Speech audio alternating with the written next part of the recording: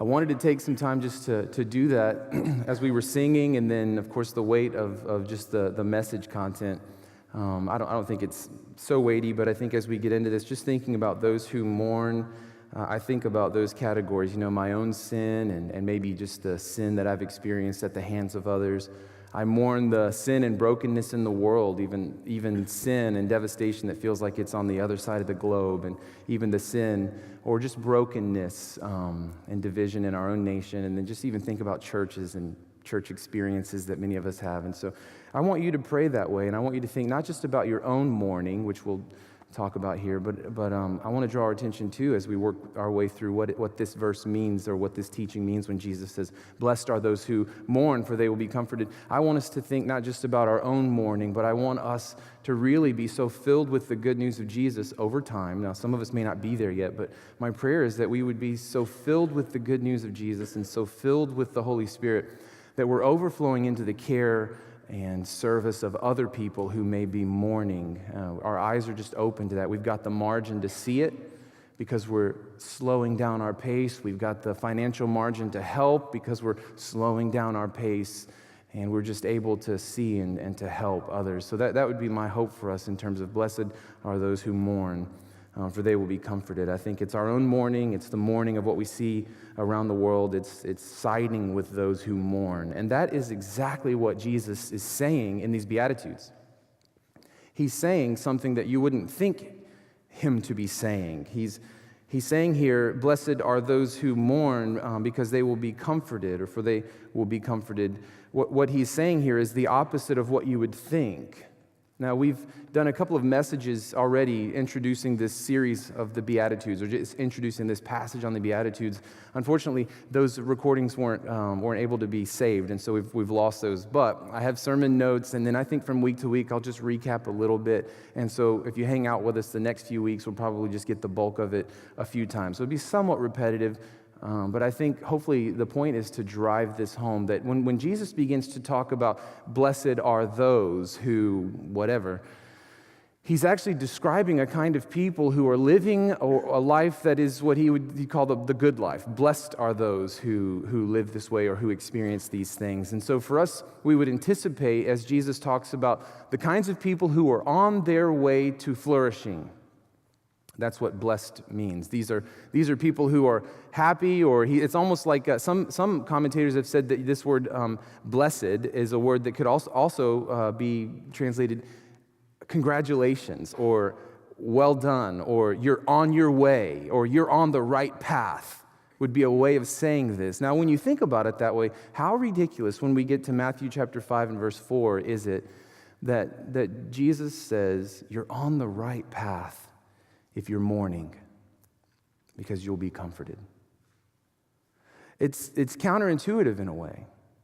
If you think about what people want to hear, and even what most of us would consider to be on the right path, we would think, well, I think increasing our credit score by another 100 points, that's on your way to flourishing. We would think, getting X, Y, and Z bills paid off, that would be on your way to flourishing. Or we look at other people who seem to have their lives together and take 2 or 3 vacations a year, and we think, that's the good life, that would be flourishing. Or we think about others who don't seem to struggle with the same kinds of sin that we struggle with, and we think, that's the good life. If I could get through this and make it to that place where he or she is at, then maybe I wouldn't struggle as much, and that would be on the path to flourishing. But as it stands, many of us, we look at our own circumstances, whether it's relational or somehow maybe social, or maybe it's financial, or some other type of maybe brokenness that we experience, and we seem to feel like if anyone's on the path to flourishing, if anyone's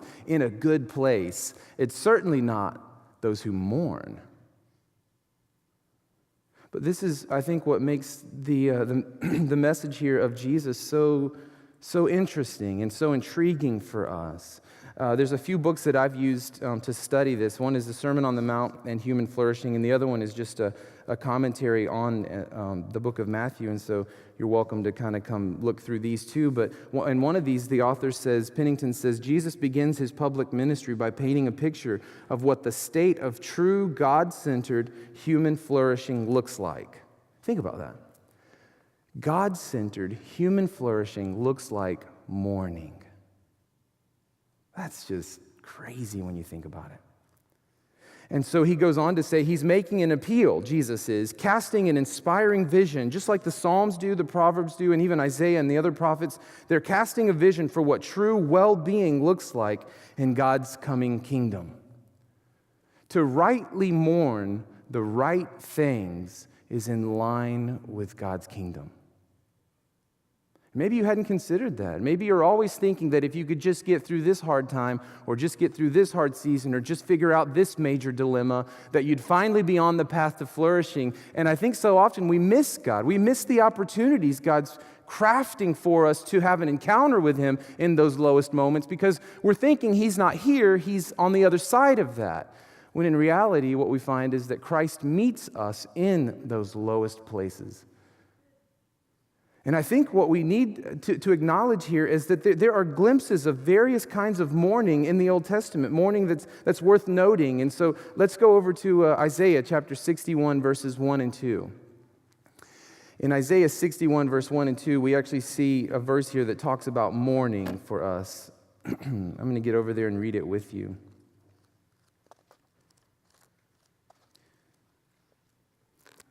Isaiah chapter 61, verses 1 and 2, this is a prophecy about the Messiah, and it says, "The Spirit of the Sovereign Lord is upon me, for the Lord has anointed me to bring good news to the poor. He has sent me," this is a prophecy of Jesus again, sending Jesus to comfort the brokenhearted and to proclaim that captives will be released and prisoners will be freed. I think as we look at the Old Testament, we'll find verse after verse after verse about the nearness of God to those who grieve. The comfort of God for those who mourn.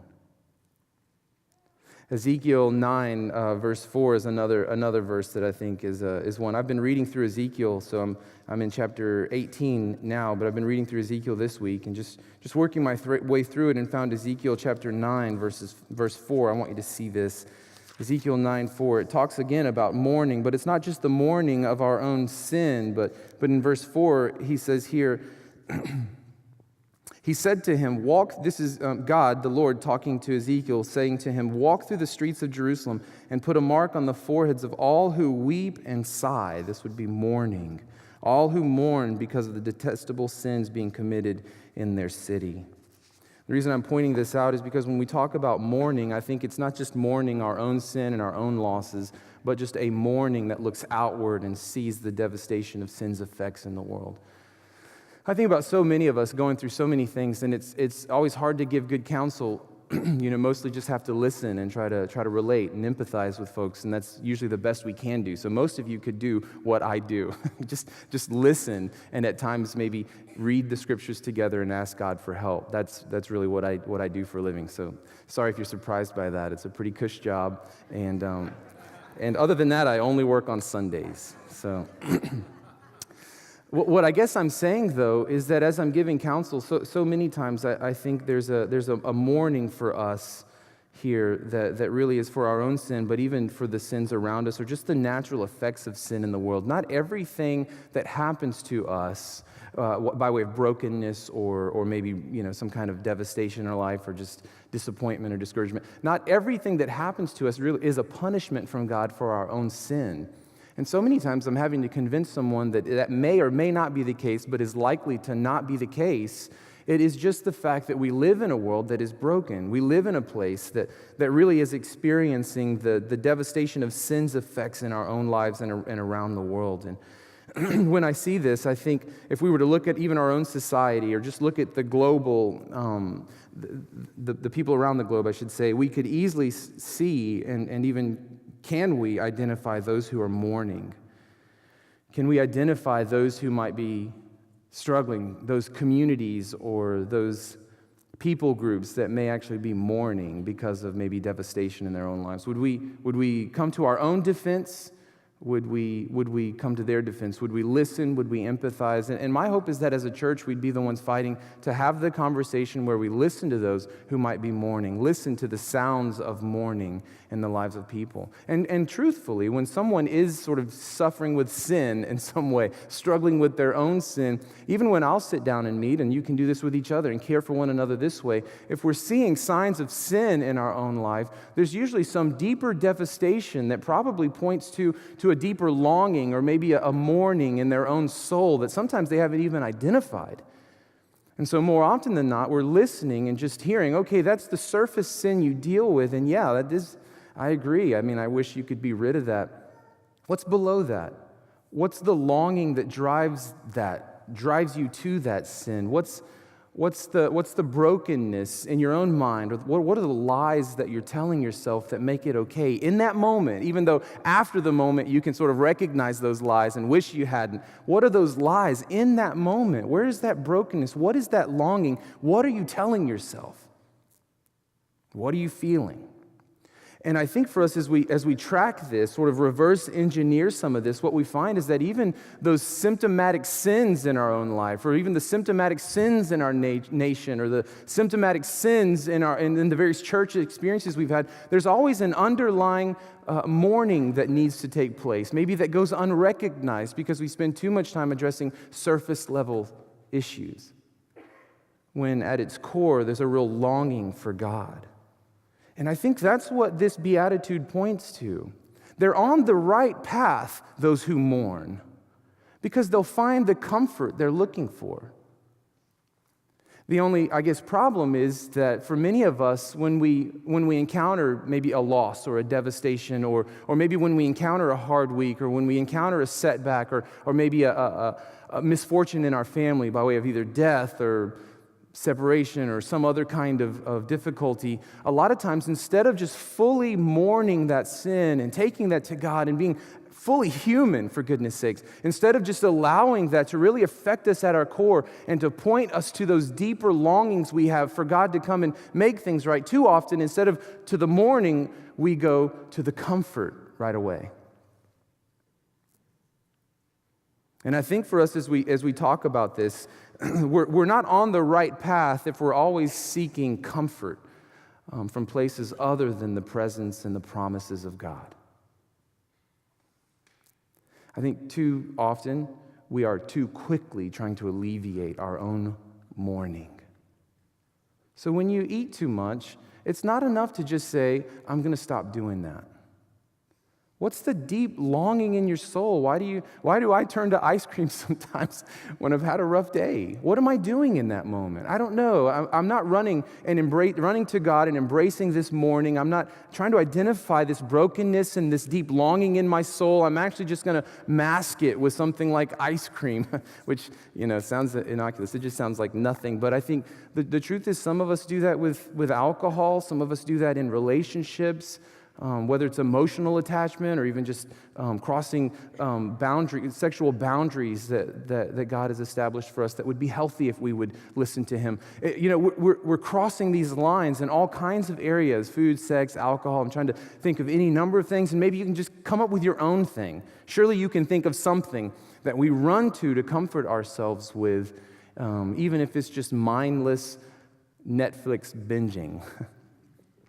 We just comfort ourselves, and too often weeks and months pass with undiagnosed mourning of the soul that we've spent too much time trying to comfort with other ways instead of running to God. I think what Jesus is saying is really blessed are those who mourn. Not just this, and let me just say that almost makes it sound virtuous, right? I think what I'm doing is helping us to understand that in our mourning, we are on the path to flourishing when we can acknowledge that God is there to comfort us, when we can not only acknowledge His presence, but even acknowledge His promise, that God has promised an inheritance and a future for us. And so although we may face setbacks and we may even face death ourselves, none of those things are the end of the story. There's always hope, there's always a future, and it's always because of the good news of Jesus Christ, that even though he died and suffered because of our own sin, he woke up the third day. He overcame death for us. And in that way, what he's done is to say to us, to physically, tangibly express to us, I have overcome death. Even death is powerless against me. And I think what the good news there for us is not just that Jesus is Lord, that he was perfect and then he died, but then he woke up from the dead. And it sounds great that he has all this power. But the good news is that he's given us his own Spirit that has the very same power to wake us up from the dead.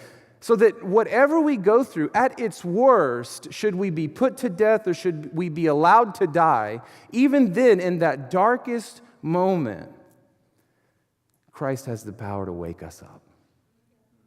It's just not the end of the story. And so blessed are those who mourn, because they're acknowledging the comfort of God's presence now, and they're acknowledging the promise of the promise of his comfort in the future. And it's not just that even now in his presence that he can help to comfort. It's that in the future, when he comforts once and for all, the promise is that he will set all things right again. And in a way, when we mourn those things that aren't right, when we mourn those things that are broken, it really does bring God glory, because what we're communicating, whether we realize it or not, is that we're hungry for him to do something only he can do. And the universe watches as God's people mourn rightly the right things, because we're crying out to God for him to do something only he can do. We position ourselves not in a place of virtue, but in a real, legitimate place of brokenness. And that's where I think God gets glory. And we miss it too often because we're trying to resolve the brokenness. We're trying to resolve the tension. None of us are saying that we would like more brokenness, that we would like more tension, that we would like more heartache, or that we'd like a few more setbacks this week if possible. None of us are saying that. And I'm not saying that even we should go out and seek it. I'm not really preaching there's a prosperity gospel and then there's a sort of poverty gospel, where one is that God promises all the riches, and if you don't have them, you're lacking in faith somehow. This is false teaching. The same is true that if you pursue poverty and pursue sort of a brokenness and even demonize those who might be rich or those who might be actually growing in some way or fruitful in some way that we're not, I think this would also be false teaching. I think that the Ecclesiastes makes it sound, just says it perfectly, that each of us should live and honor God with the lot that he has given us. And so I think I'm not really talking about a poverty or even a prosperity gospel as much as just saying that in whatever case we find ourselves in, with whatever setbacks that we do encounter, instead of seeing those as obstacles to the good life, I want you to see them as opportunities to experience, finally, the good life. Because what if the good life is experiencing comfort at the hands of the Almighty God? Brokenness leads us to those places. Brokenness has its intended effect when we turn our hearts to God of bringing comfort to us. And I think, again, what I was getting at was that sometimes it sounds virtuous, like it's almost like we think that what Jesus is saying is God is going to bless those people who respond rightly to their situation. It doesn't really say that. Remember, it's not transactional. You'll have to maybe follow up with someone else because we addressed that a couple of weeks ago. This isn't transactional. Like if you promise to be good and if you promise to mourn the right way, don't be weird about it, then maybe I'll bless you and maybe I'll comfort you. It's not really like that. If you flip it around, I think I have this on the screen. It's sort of my translation, which is derived from a lot of study. But it's Matthew chapter 5 and verse 4. And there in Matthew 5 verse 4, it says that God blesses those who mourn, for they will be comforted, in the NLT. But I have my own translation that says, because they will be comforted, those who mourn are on the path to flourishing. If you're taking notes, write it down that way, just the way I've written it, and I want you to apply that to all the Beatitudes. What I want you to see is that embedded in these Beatitudes are the promise of God's presence, and then I think the promise of his comfort, not just now, but even in the future. And the promise of that good news for us, of the comfort of God because of all that he's done for us, leads those who mourn to a place of flourishing. And I think it's hard sometimes to imagine that even in your own brokenness, you might be close to God or that He might be close to you. But I do think that we have a message of good news for those who really are broken, those who really do mourn. And that message is that even though you think you're unlovable, even though you think there's distance between you and God, even though it feels like you're the furthest thing from virtue or from a virtuous response to all of your suffering, you're just so deeply broken that you can't even see that you're turning to God anyway. Even if you want to believe, but you can't for some reason, Jesus is saying, I'm with you. I'm on your side. I'm here to comfort you. Even if it's not virtuous, even if it feels like we're stiff-arming Him. I think the good news of Jesus for us here in these Beatitudes is that the promise I'm giving you, the promise of comfort, is not contingent upon your behavior. It's not even contingent upon your attitude. The promise stands true. You will be comforted. I will set all things right. And you're just this close to seeing that. You're on the path to flourishing. So I think for us as a church, I don't want to be a place that tries to resolve everyone's doubts. Let's embrace the questions people have. Let's talk with them about those things. We have nothing to fear. The promise of God always stands. The truth is always real and always relevant. We can take the scriptures and read them together. We can pray for one another. We can listen to one another. We literally have nothing to fear, and we also have nothing to lose by way of just trusting His promises. Just a little bit of help. I don't have a clock, and that's a bad thing when I'm up here. Oh, there's one here. Sorry, there's this set here. I think as we think about not just, so anyway, I guess what I want to say is the couple of things that have really helped me in terms of resolving, just walking in tension and not always feeling the need to resolve it, or walking in the brokenness and not always feeling the need to resolve it. Sometimes it looks like, I think, when my wife and I talk about it, it seems like maybe I'm emotionally disengaged. But I don't want to do that either. I think we want to be able to mourn. We want to be able to be wholehearted in our relationship with God and in our relationship with others, so that it's not just all intellectual, or that it's not just all emotional, or even just not all volitional, like just forcing ourselves to do it by our own sheer willpower. It's a mix of all of those. We're engaged mentally, and we're engaged emotionally, and we're even volitionally or willingly engaged with God and with others. And I think we want to be wholeheartedly engaged with that, but I also want us to realize that even as we mourn, there's tension there that just can't always be resolved. And so for some of us in our mourning, we're thinking to ourselves that if this would just go away, everything would be better. And I guess what I'm trying to tell us today and convince us, and I've got a little bit more to say, is that it's not necessarily true that if all of our problems went away, everything would be better. What is true is that if God's presence could be felt and known, and if we could receive His comfort now, and if we could understand His promises and find hope for the future, regardless of our circumstances, we would then be experiencing what's called flourishing. That is true for us. And I think for us, we want to embrace the doubt, embrace the tension, in such a way so as to point each other to the good news, in such a way so as to comfort one another and listen to one another, in hopes of asking God's Spirit to just clarify things for us over time, to help us and to heal us over time and in relationship with others. That, to me, is what I think I would like in terms of a posture for us. We're just not going to always resolve the tension. And what helps me with this is the cross of Jesus and the second coming of Jesus when I look to those two things. Sometimes the tension or the doubt or the struggle in my own heart, the mourning in my own heart is so real that I can't seem to move past it.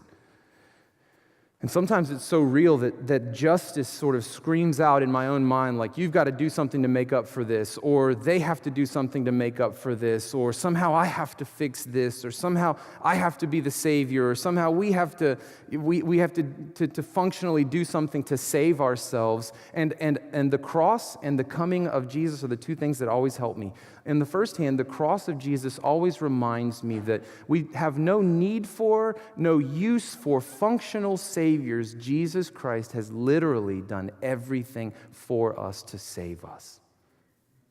So I run to the cross first and foremost. I don't run to all that I can do or all that I can think of or all the help that I can give, but first and foremost, run to Christ and see that in his death and his burial and his resurrection, the new life, and the fact that he's overcome death, there's a promise there for me that I, although I may sacrifice my own life for Christ in various ways and give myself to him gladly and to you gladly, I don't have to do that to save anybody.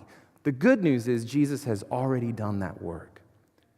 You can't save your marriage, you can't save your relationships, you can't save your finances, you can't save your job, you can't save your kids, you can't save them by forcing, by putting them in exposing them to every possible sport in hopes of a well-rounded child someday. You can't manufacture a sort of healthy life for your child by doing everything you can to get them into a good school or into a good college. There's just so much we want and hope for, and none of that's necessarily bad, but what I guess I'm saying is if we're leaning on that like a functional savior, like if this comes through for me, we'll be saved.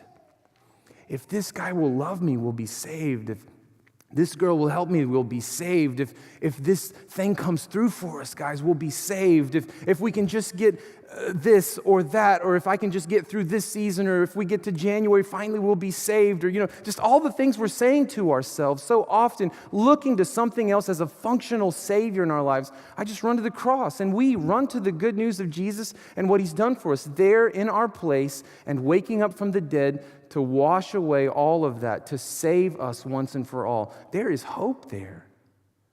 But even for those things that just can't get resolved in my own heart, I look to the second coming of Jesus. It would be so debilitating to get so caught up in things like maybe social issues or even political issues if we didn't have the hope of the second coming of Jesus. The hope is for every way we've gotten it wrong, and for every way whoever else we think is getting it wrong, God himself will set it right in the end. There's a lot of freedom there. There's a lot of comfort there. It takes a little bit of the pressure off.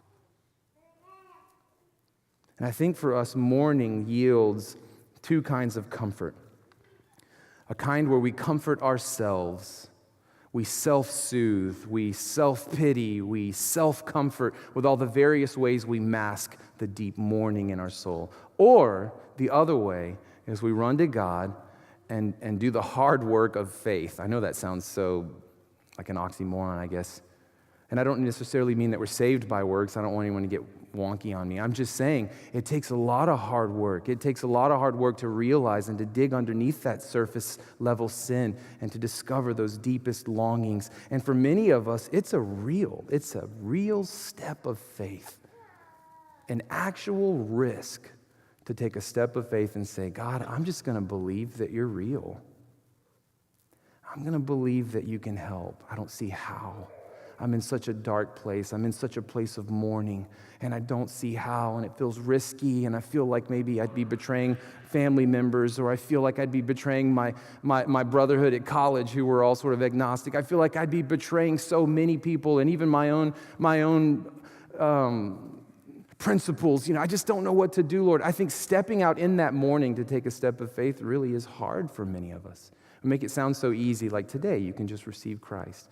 When the truth is, it's such a battle for faith when we're mourning like this. But I'm encouraging you to take that step of faith, to believe that Christ has already done what it takes to save you. You can stop trying to save yourself. And to believe that even for all we get wrong and all that is wrong in the world, God will make it right. This is hope, and this is the comfort that only God can give to us. And so I encourage you to take a step of faith and to believe that today, to believe and to receive the comfort that God has for us. I think some of us are probably looking for a way out. Looking for a way out of some of the trouble. Some of our friends are looking for a way out. I think some of us are looking for the truth. Some of us are finding a hard time believing sort of who's telling us the truth. Some of us are looking for life, a new chance, a second chance. We're looking for a reset button. We need a mulligan, and we can't seem to find it. And what Jesus says in John chapter 14, verse 6, is that I am the way. I'm your way out. I'm the help you need. I'm the truth. For all your questions, you're really just looking for me. And he also says, I'm the new life you keep longing for. You know what's funny is that some of our friends and even maybe some of us struggle to believe that God exists, struggle to believe that he's real. And yet in those dark moments or those deep moments of despair or discouragement or setbacks, there is a longing. I just have to believe there is a longing in your own heart that things would just be right, that we wouldn't have these setbacks, that things could just go smoothly for once, that we could just get through these hurdles, that I could just overcome the way I speak or the way I act or the way I think. There's this deep longing, and you're masking it. You refuse to believe with as stiff a neck and as stiff a back as you can muster that God is real. And all of your mourning, that deep longing, is screaming, I'm real. I'm asking you to believe it.